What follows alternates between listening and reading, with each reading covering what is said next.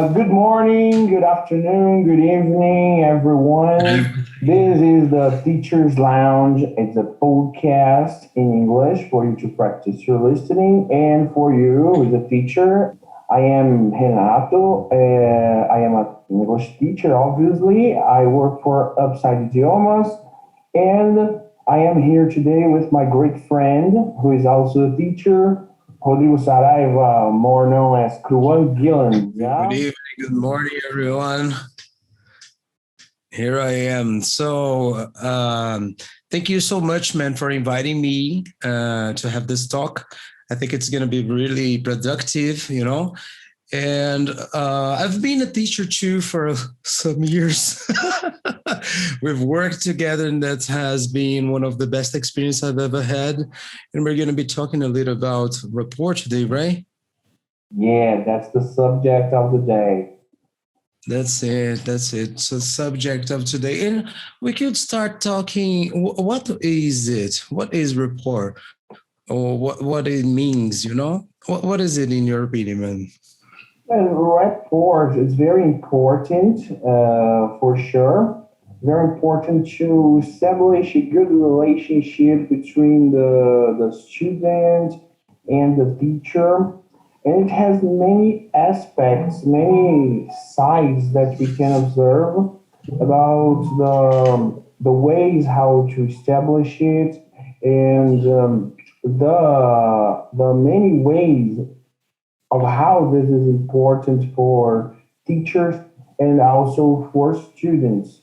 But in general, is the idea of having a friendly but productive relation between teacher and student. You used to say we're gonna be friendly, not friends. Yeah. It's very important to be a productive environment, but to be also a soft environment, a friendly environment for students to feel comfortable.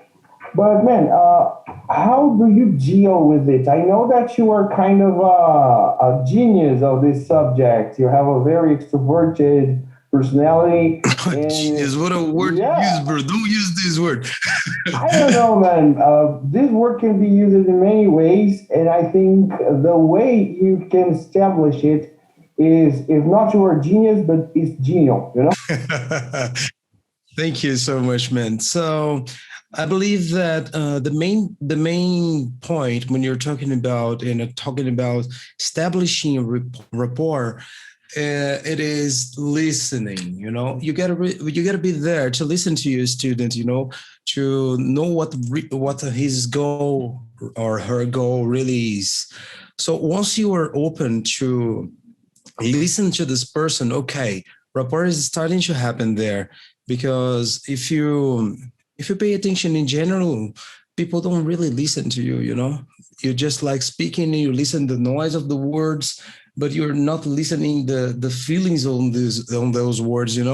Because behind your students there is one thing, a dream. They dream about speaking in English. They're like, oh my God, I really want that. I need this to work. I need this to travel, to break through. So when you start to listen, you see, oh, I will help you. And then I think this is the step number one. Boom. I'm gonna listen to you. I'm gonna be the one here to help you go through this path. So the person already trusts you a little bit when they perceive you're listening, their feelings. Very interesting. Have you ever been called like, oh, teacher, you really helped me with that advice you gave me? I said, which one? My God, don't follow my advices. Yeah. But that's all about that. If you don't listen, the person will not trust you because you're just someone else. How do you deal with that at I first? Like, bah. I was actually listening to you and thinking about some teacher stuff we need to do, like for example, needs analysis. We got a new student, for example, and we need to know, what's the level of the student? Is he a basic, intermediary? What's the level? And I was thinking about this. You were saying like. Um, when you are analyzing the needs of a student and you think, oh, he has this grammar needs, or the student has some language form or anything like that needs, and how it would be, how important it would be for the teacher when analyzing the needs of a student to include this kind of information you told me, like what's the dream of the student? Why does the student need to learn? Does he need it to work or to study? Every kind of age has its specific needs. When you're teaching someone of the third age, for example, elderly people, they have different needs of a person who is 40, or a person who is 20, or a person who is 13. So the needs analysis should also include this psychological and motivational aspect of the student, because the kind of rapport that we need to establish with each one is different. The kind of approach we have with each one is different, and I know you have students of different ages, and how do Yes, you choose the students approach? at all ages. Yes, and my question for you is, and I think when I told this, I kind of answered your question, but I brought up another one. How do you choose the report approach with each one of the ages and the different personalities of your students? This is actually this is the greatest challenge of all teachers. Every teacher has this challenge if you are really engaged in teaching, because you cannot reach the real goal if you're not doing the job correctly. If you have a 9-year-old child, and this child doesn't like anything that you do. So what you got to be doing is listening. Again, what do you like to do? What are your hobbies? What's your favorite activity? What did you do at school today? And then you can perceive what the person likes, really, really likes. And then you start making your class based on that. So for example, I've got 12-year-old students, and they are crazy for Now United. Man, I know all the songs now. Because this is what I use. She knows I'm gonna bring a new Now United song or an interview, and I'm gonna take this as the start of the class. And I take a verbal structure inside the song or inside the the interview. I said, "Do you see these? This is a grammar point. They speak like this, because this, and that." And so the person said, "Oh, I want to be speaking like my idols." When we have elderly students, like at 50, they are managers or CEOs. They are more experienced. They don't want to know about this kind of things. If you play a song in class, man, that's suicide. They don't want to listen to songs. They want to be talking about their job, because they're going to have a meeting to talk about that. And so if they talk to you about that first, they feel tranquil, they feel really relieved, like, I'm going to be doing the same thing that I did with my teacher. And it's just a repetition, like having a rehearsal before class. So you really touch the point there. You said, "Oh, okay, this guy's helping me. He's worried about that." You have to research about the guy's work and learn new vocabulary in order to teach new vocabulary. And this is a rapport too, because if you really care about what your student needs, you're going to be you're going to be doing a good job. And man, I think that when we had the presential classes, like you see the person, you can bring some realia to the class. You can think in many kinds of management of the classroom. We had more options. Not that we don't have now, because the technological Have support. different tools to Yes, work. exactly. That's it. We have different tools to work. They are as effective as the ones we used to use before, or even more in some kinds. But we need to research and to exchange information. Yeah, the online approach is something crazy. It really is the same thing, but you're using different tools. You don't have that human approach. You're not close to the person to shake hands. Rapport happens when you shake hands. Yeah, the high Some five stuff. people, yeah, some people pay attention to that, like the how you handshake or how you high five. Some of your students, when we are in class, like the presidential classes, they would handshake with you. Some others would high five you, some fist bump.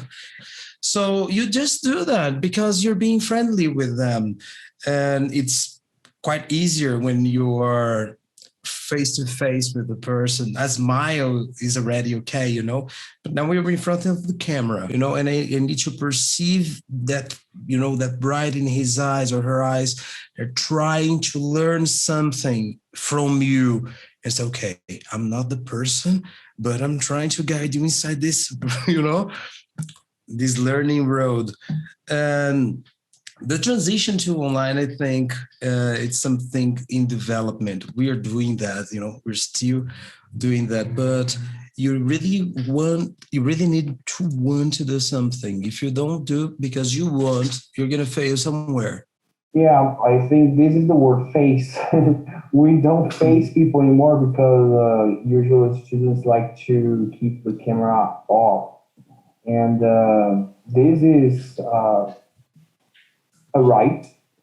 People usually don't like to show the place they play, etc. But this is different because in classroom people are there, just talk to them, and like you say, First challenge, yes, make the students you turn on the even camera. even though some students don't like to do it, I can deal with that, and some of them they don't turn it on, but they are really productive and they participate and they improve their language. So all right, I can deal with that. And sometimes even me, I don't want to turn the camera on. Sometimes we're tired of it to look at yourself, to look at your face the whole day, you know? Day long, yeah.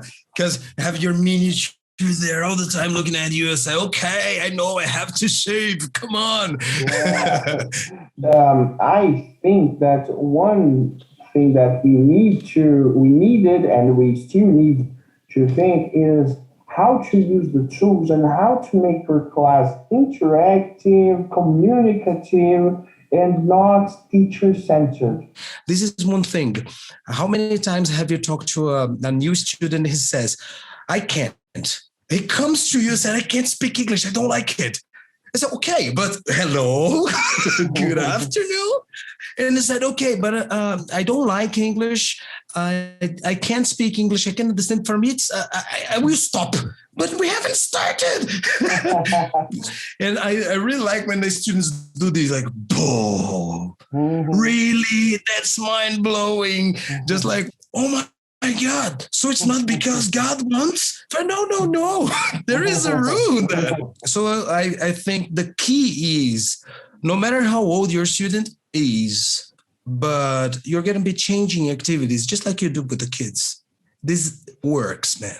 You're going to be changing, for example, in 1 hour class with a 45-year-old, they change activity like 4 times every quarter. If you have a 12-year-old, I would cut that in half. So I would stop 8 times, change activities 8 times. So you have a dynamic class and the student doesn't get bored. And I Very think nice. if the student gets bored, rapport disappears magically and instantaneously.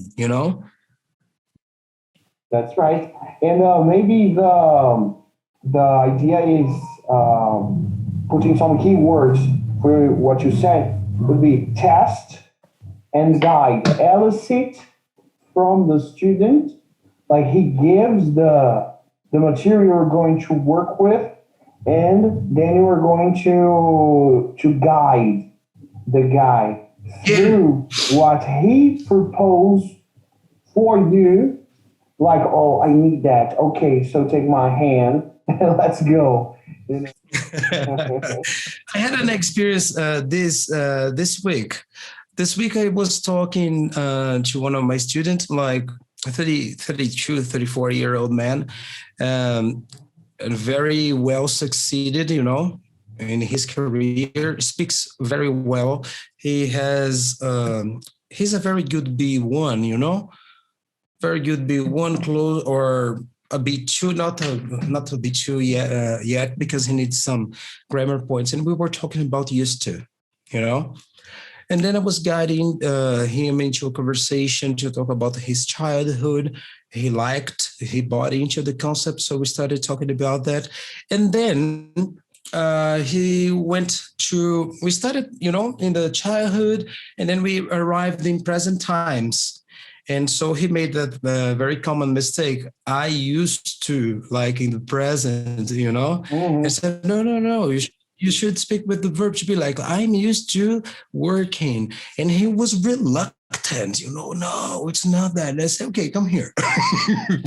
So I showed him the word and a verbal structure. And the guy was like this, man, like, oh my God, that makes sense. Like, oh God. And said, is it true if I get this in the past too, I will need the ing as well? I said, yes. And does it come in answers and questions too? And he started to talk about the verb be. And I said, that's it. You're talking about the verb be. You're teaching me now. And Mhm. so he was understanding the structure, talking to me at the same time. The class was happening. And then we were, trying to solve the exercises together. And he was making questions during the way. At the end of the class, he knew it, he mastered that, and he asked me for extra homework. I said, that's nice. Students asking for homework. You taught him how to learn. Yeah, this is a topic for another podcast, for another talk. Maybe, yeah, a good We need idea. to teach people now because, man, I think it is like to be a little bit arrogant if you say, I teach the guys how to do things. No, you teach guys how to learn. My master used to say that black belt is a very persistent white belt. Yeah, that's right. It's a very good sentence, actually. And on the other hand, as we had written down, there are some negative points when you create rapport, right? Like they can make jokes, inappropriate jokes for teacher students. Sometimes you have to cut the student. Like, man, this is a little bit too far. We must be friendly because we need to establish a rapport and to turn it into something productive.